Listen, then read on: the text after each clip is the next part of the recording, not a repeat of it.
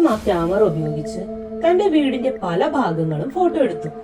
അതിലൊന്നും യാതൊരു കുഴപ്പവും ഉണ്ടായിരുന്നില്ല. എന്നാൽ പൂച്ചകൾ സ്ഥിരമായി വന്നു നിന്ന് കരയുന്ന വാതിലിന്റെ പുറത്തെ ഹോൾവേയുടെ ഫോട്ടോകൾ പല തരത്തിലെടുത്തിട്ടും അതിലൊന്നും തന്നെ ഒന്നും പതിയുന്നുണ്ടായിരുന്നില്ല. മുഴുവൻ കറുത്ത നിറത്തിലാണ് ആ ഫോട്ടോകൾ ആദത്തിന് കിട്ടിയത്. തുടർന്നുള്ള ദിവസങ്ങളിൽ ആദത്തിന് ഡേവിഡിനെ കുറിച്ചുള്ള സ്വപ്നങ്ങൾ കൂടിക്കൂടി വന്നു.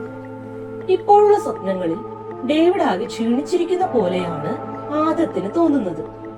എന്നാൽ ഡേവിഡ് പഴയതിൽ നിന്നും ഭീതി ഉളവാക്കുന്നവനായി മാറിയിരിക്കുന്നു.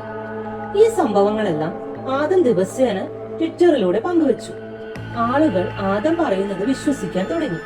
പലരും സഹായിക്കാമെന്ന് പറഞ്ഞു, ചിലർ വീട് മാറാൻ പറഞ്ഞു. പക്ഷേ ഡേവിഡ് തന്നെ പിന്തുടർന്നാലോ എന്നായിരുന്നു ആദമിന് ഭയം. അങ്ങനെ ഒരു രാത്രി ഒരു കൊടുങ്കാറ്റുണ്ടായ ദിവസം. ആദം ഇപ്പോൾ വളരെ ക്ഷീണിതനാണ്. അയാൾക്കൊന്നും ചെയ്യാൻ തന്നെ താല്പര്യമില്ല. നേരത്തെ അയാൾ ക്ഷീണം കാരണം ഉറങ്ങിപ്പോയി. അന്ന് രാത്രി അയാൾ വീണ്ടും പതിവ് പോലെ ഡേവിഡിനെ സ്വപ്നം കണ്ടു. എന്നാൽ ഇന്ന് കസേരയിൽ ഇരുന്ന് ആടുന്നതിന് പകരം ഡേവിഡ് ആദമിന്റെ കൈക്ക് ബലമായി പിടിച്ച് വെയർഹൌസിന് സമീപത്തേക്ക് വലിച്ചിഴിച്ചു കൊണ്ടുപോയി. ആദം പേടിച്ച് ഞെട്ടി എഴുന്നേറ്റു. അതിനുശേഷം കുളിക്കാൻ പോയപ്പോഴാണ് ആദം ഒരു കാര്യം ശ്രദ്ധിച്ചത്. അയാളുടെ കയ്യിൽ ആരോ ബലമായി പിടിച്ചതിന്റെ കൈപ്പാടുകൾ. ഇതെല്ലാം സംഭവിക്കുമ്പോഴും തന്റെ തോന്നലാണെന്നും അതിനെല്ലാം സയന്റിഫിക് റീസണുകളും കണ്ടെത്തുന്ന ആദം താൻ തന്നെ തന്റെ കയ്യിൽ പരിക്കേൽപ്പിച്ചിരിക്കാമെന്ന് കരുതാനാണ് ഇഷ്ടപ്പെട്ടത്. അടുത്ത ദിവസം ചായ കുടിക്കാൻ കോഫി ഷോപ്പിലേക്ക് പോയ ആദം കാണുന്നത് തന്നെ ഡേവിഡ് സ്വപ്നത്തിൽ വലിച്ചുകൊണ്ടുപോയ വെയർഹൌസിൽ പ്രവർത്തിച്ചിരുന്ന നല്ല തിരക്കുള്ള കാർ റിപ്പയറിംഗ് ഷോപ്പ് ആളൊഴിഞ്ഞു കിടക്കുന്നതാണ്. കഴിഞ്ഞ ദിവസം വരെ നല്ല തിരക്കുണ്ടായിരുന്ന സ്ഥലം തന്റെ ആ സ്വപ്നത്തിന് ശേഷം ഇത്തരത്തിൽ ഒഴിഞ്ഞു കിടക്കുന്നത് കണ്ട് ആദം ഞെട്ടി. ആദം ആ വെയർഹൌസിന്റെ ഉള്ളിലേക്ക് പോയി നോക്കിയപ്പോൾ അവിടെ ആകെ ഉണ്ടായിരുന്നത് ഒരു കസേര മാത്രമായിരുന്നു. തന്റെ വീട്ടിൽ ഡേവിഡ് സ്ഥിരമായി ഇരിക്കുന്നത് പോലെയുള്ള ഒരു കസേര. ഇതെല്ലാം കൂടി ആയപ്പോൾ ആദം ആകെ പരിഭ്രാന്തനായി. ഡേവിഡുമായി ബന്ധപ്പെട്ട സ്വപ്നങ്ങളും പൂച്ചകളുടെ അസ്വാഭാവിക പെരുമാറ്റവും അപരിചിതങ്ങളായ ശബ്ദവും ഒക്കെ ദിനം പ്രതി കൂടിക്കൂടി വന്നു. അങ്ങനെയിരിക്കെ ആദത്തിന് രാത്രിയിൽ ചില ഫോൺ കോളുകൾ വരാൻ തുടങ്ങി. അതിൽ നമ്പർ ഉണ്ടായിരുന്നില്ല, പ്രൈവറ്റ് നമ്പർ ആയാണ് കാണിച്ചിരുന്നത്. കുറച്ചു ദിവസങ്ങളായി ഇത് തുടർന്നു. ആ കോൾ ആദ്യം ആദം എടുത്തിരുന്നില്ല.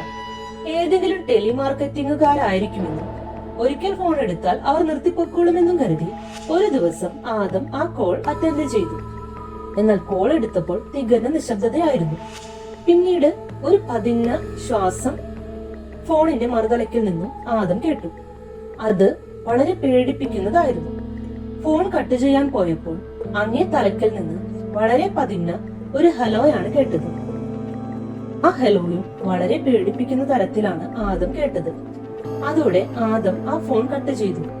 അന്നുറങ്ങാതെ നേരം വെളുപ്പിച്ചു. അടുത്ത ദിവസം ആദം തന്റെ മുറിയിൽ ഡേവിഡ് ഇരിക്കാറുള്ള പച്ച നിറമുള്ള കസേര ബെഡ്റൂമിൽ നിന്നും ലിവിംഗ് റൂമിലേക്ക് മാറ്റി. തുടർന്നുള്ള ദിവസങ്ങളിൽ ആദം ഒരു വെക്കേഷനായി ജപ്പാനിലേക്ക് പോവുകയാണ്. പോകുന്നതിന് മുൻപ് ഒരു നാനി ക്യാമറ അയാൾ വാങ്ങി.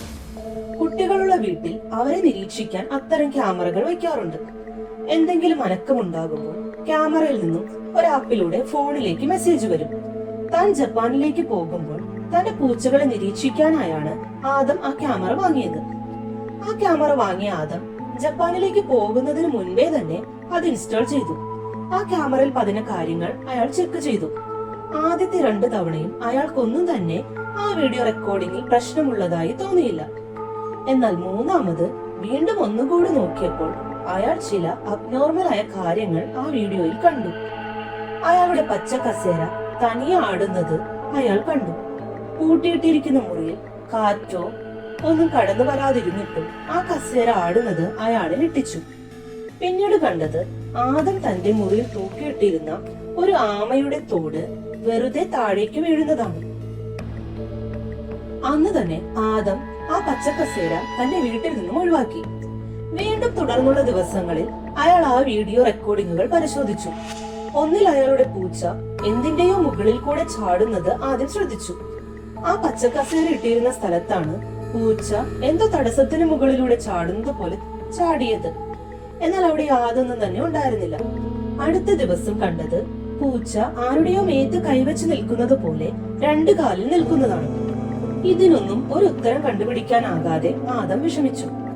ഈ വീഡിയോയും ഫോട്ടോസും തനിക്ക് ചുറ്റും നടക്കുന്ന കാര്യങ്ങളുമെല്ലാം ആദം ട്വിറ്ററിൽ ദിവസവും പോസ്റ്റ് ചെയ്തു.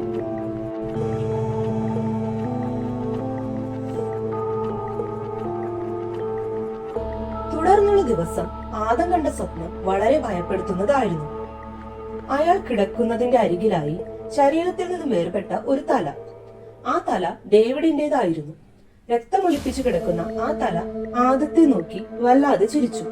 ആദം ആ തലയോട് കരഞ്ഞുകൊണ്ട് എന്തു പറ്റിയെന്ന് ചോദിച്ചു. അതിന് മറുപടിയായി ഇത് നന്നായി തോന്നുന്നു എന്നാണ് ആ തല ഉത്തരം പറഞ്ഞത്. ഇത്തരം സ്വപ്നങ്ങൾ ദിവസേന ആവർത്തിച്ചുകൊണ്ടിരുന്നു. അങ്ങനെ ആദത്തിന്റെ ജപ്പാൻ യാത്രയ്ക്കുള്ള ദിവസമായി. എല്ലാത്തിൽ നിന്നുമുള്ള ഒരു രക്ഷപ്പെടലായിരുന്നു അയാൾ ഉദ്ദേശിച്ചത്. അയാൾ ആഗ്രഹിച്ചതുപോലെ ആ വെക്കേഷൻ വളരെ സമാധാനമായി അയാൾ ആസ്വദിച്ചു. അങ്ങനെ വെക്കേഷൻ തീർന്ന് ജപ്പാനിൽ നിന്നും തിരികെ പോരുന്ന ദിവസം അവൾ ജപ്പാനിൽ ഒരു സ്റ്റാച്യു കണ്ടു. ആദം അതിന്റെ ചുറ്റും നടന്ന് നിരവധി ഫോട്ടോസ് എടുത്തു. എന്നാൽ അപ്പോഴാണ് മറ്റൊരു കാഴ്ച അയാൾ കണ്ടത്.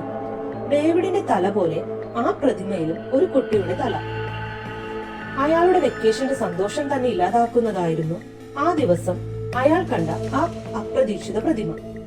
അയാൾ എവിടെ പോയാലും ഡേവിഡുമായി ബന്ധപ്പെട്ട കാര്യങ്ങൾ മാത്രം. അങ്ങനെ അയാൾ വീട്ടിലോട്ട് തിരിച്ചു. അവിടെ പ്രശ്നങ്ങൾക്ക് കുറവൊന്നും ഉണ്ടായിരുന്നില്ല. വീട്ടിൽ ഇലക്ട്രിസിറ്റി അടക്കം എല്ലാം ഡേവിഡിന്റെ നിയന്ത്രണത്തിലായതുപോലെ ആയിരുന്നു. തോന്നുമ്പോൾ ലൈറ്റുകൾ ഓൺ ആവുക, ഓഫ് ആവുക, പുതിയ ബൾബുകൾ ചീത്തയാവുക, അങ്ങനെ. ഇതെല്ലാം കേട്ടറിഞ്ഞ് ആളുകൾ ആദത്തിനെ ഒരു വിചിത്ര ജീവിയെ പോലെ നോക്കാൻ തുടങ്ങി. ചിലർക്ക് ആ വീട്ടിൽ വന്ന് വീഡിയോ എടുക്കണം, ചിലർക്ക് എക്സോർസിസം ചെയ്യണം എന്നൊക്കെ പറഞ്ഞ് ആദത്തിനെ സമീപിച്ചു. എന്നാൽ ആദത്തിന് അതിനൊന്നും സമ്മതമുണ്ടായിരുന്നില്ല. അടുത്ത ഒരു സുഹൃത്തിനെ കൊണ്ട് ചില മാന്ത്രിക വിദ്യകളൊക്കെ ചെയ്യിപ്പിച്ചു. അത് കഴിഞ്ഞ ദിവസങ്ങളിൽ പ്രശ്നങ്ങൾ കെട്ടടങ്ങിയ പോലെ ആയിരുന്നു. എന്നാൽ വീണ്ടും ഒരു രാത്രിയിൽ ശബ്ദം കേട്ട് നോക്കിയപ്പോൾ ജനലിലൂടെ തന്നെ തന്നെ നോക്കി നിൽക്കുന്ന ഡേവിഡിനെയാണ് ആദം കണ്ടത്. അങ്ങനെ വീണ്ടും ഡേവിഡ് തന്റെ കൂടെ തന്നെ ഉണ്ടെന്ന് ആദം മനസ്സിലാക്കി. അന്ന് ഉറങ്ങിയ ആദം ഡേവിഡ് തന്നെ ഉപദ്രവിക്കുന്നതായി സ്വപ്നം കണ്ടു. സ്വപ്നത്തിൽ ആദം ഫോൺ എടുക്കുന്നതായും ഡേവിഡിന്റെ ഫോട്ടോകൾ എടുക്കുന്നതായും കണ്ടിരുന്നു. പതിവ് പോലെ പേടിച്ച് സ്വപ്നത്തിൽ നിന്നും ഉണർന്ന് ആദം തന്റെ ദിനചര്യകൾ തുടർന്നു. എന്നാൽ അന്നേ ദിവസം തന്റെ ഫോണിലെ ഫോട്ടോകൾ കണ്ട ആദം ഞെട്ടിപ്പോയി. താൻ സ്വപ്നത്തിൽ പകർത്തിയ ഫോട്ടോകൾ തന്റെ ഫോണിൽ യാഥാർത്ഥ്യത്തിൽ ഉണ്ടായിരുന്നു. ആ ഫോട്ടോകൾ തന്നെ തന്നെ നോക്കിയിരിക്കുന്ന ഡേവിഡിന്റേതായിരുന്നു.